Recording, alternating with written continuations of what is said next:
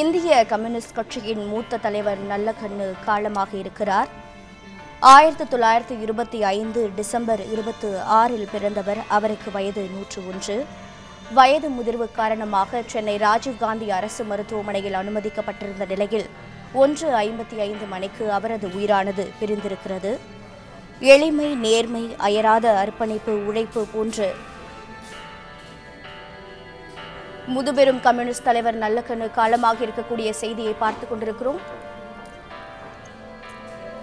செய்தியாளர் ராஜகுமரன் இணைப்பில் இருக்கிறார். ராஜகுமரன், வணக்கம். அவர் எடுத்த போராட்டங்கள், அரசியல் வாழ்வு, கம்யூனிஸ்ட் இயக்கத்தில் ஏற்படுத்திய தாக்கங்கள் தொடர்பான செய்திகளை பதிவு செய்யுங்கள்.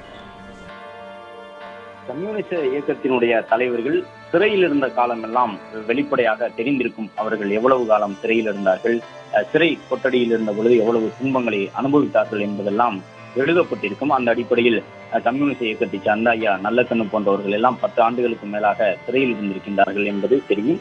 அதை கடந்தவர்கள் தலைமறைவு வாழ்க்கை வாழ்ந்தது தொடர்பாக பல்வேறு தகவல்கள் பதிவு செய்யப்படாமல் இருக்கும். அவர்களிடம் மட்டும்தான் அந்த தகவலை கேட்டறிய முடியும். அந்த அடிப்படையிலே நல்லகண்ணு ஐயா அவர்களும் பல ஆண்டு காலம் தலைமறைவு வாழ்க்கை வாழ்ந்தவர். அந்த காலகட்டத்தில் கம்யூனிஸ்ட் தலைவர்கள் எல்லாம் பல்வேறு பெயர்களில் இயங்கக்கூடியவர்களாக இருப்பார்கள். இயக்கத்தை சார்ந்தவர்களுக்கு மட்டும்தான் அவர்களுடைய பெயர் தெரியும்.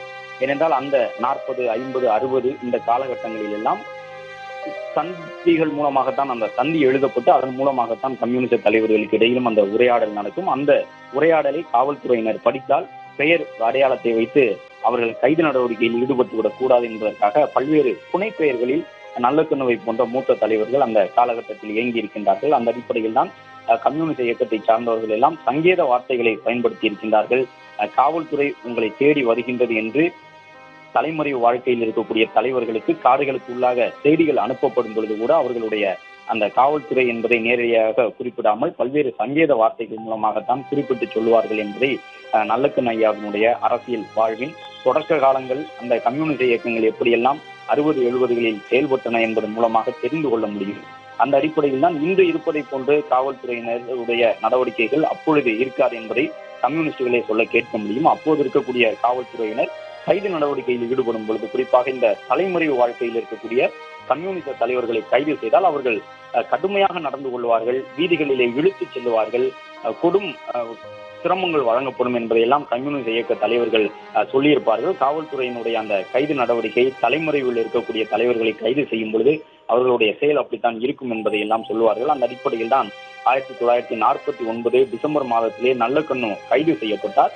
சிறிய வயது நாங்குநேரி வட்டம் புலியூர்குறிச்சி என்கின்ற ஒரு சிற்றூரிலே தலைமறைவாக இருந்த ஐயா நல்லகண்ணு அவர்கள் கைது செய்யப்பட்ட பொழுது அவரை காவல்துறையினர் மிகவும் கடுமையாக தாக்கிதான் அழைத்து சென்றிருக்கின்றார்கள். நல்லகண்ணு அவர்களுடைய கைகள் பின்பக்கமாக கட்டப்பட்டு தெருவிலே இழுத்து செல்லப்பட்டார் என்பதையெல்லாம் அவருடைய வரலாற்றை எழுதியவர்கள் பதிவு செய்திருக்கின்றார்கள். ஏனென்றால் கம்யூனிஸ்ட் தலைவர்களுக்கு தரக்கூடிய தண்டனையை பார்த்து மற்றவர்கள் கம்யூனிசத்தின் பக்கம் சென்றுவிடக் கூடாது என்பதுதான் அந்த காலகட்டத்திலே கம்யூனிஸ்ட் தலைவர்கள் மீது ஒரு கொடும் அடக்குமுறையை காவல்துறை ஏவுவதற்கு காரணமாக இருந்தது என்பதையெல்லாம் பலரும் சொல்ல கேட்க முடியும். அந்த அடிப்படையிலே சங்கம் அமைத்து விவசாயிகளுக்காக, தொழிலாளர்களுக்காக பல்வேறு வகையில் கருத்துக்களை பரிமாறியவர்கள் நல்லகண்ணு போன்ற கம்யூனிஸ்ட் தலைவர்கள். தன்னுடைய வாழ்வின் இந்த இறுதி நாளிலும் கூட இறப்புக்கு பிறகாக தன்னுடைய உடல் மருத்துவ காரணங்களுக்காக மருத்துவமனையிலேயே ஒப்படைக்கப்பட வேண்டும் என்று சொல்லி இருக்கின்றார் நல்லகண்ணு அவர்கள். அந்த அடிப்படையில் அவருக்கான இறுதிச் சடங்குகள் நிறைவேற்றி முடித்த பிறகு மருத்துவமனை வசமே ஐயா நல்லகண்ணு அவர்களுடைய உடல் ஒப்படைக்கப்பட இருக்கின்றது. அவர் பெற்ற விருதுகள், அந்த விருதுகளின் பலனாக அவருக்கு வழங்கப்பட்ட தொகைகள் என்று எதையுமே நல்லகண்ணு அவர்கள் தன் வசம் வைத்துக் கொண்டது கிடையாது. கட்சி பணிக்கு, விவசாய பணிக்காக தொண்டு எவ்வளவு ஆழமாக இருந்தது என்பதை அனைவரும் அறிந்து கொள்ள முடியும். நல்லகண்ணு அவர்கள் சிறைக்கு சென்றாலும் சிறை கைதிகளின் உரிமைக்காக போராடியவர் என்பதையெல்லாம் பார்த்தோம்.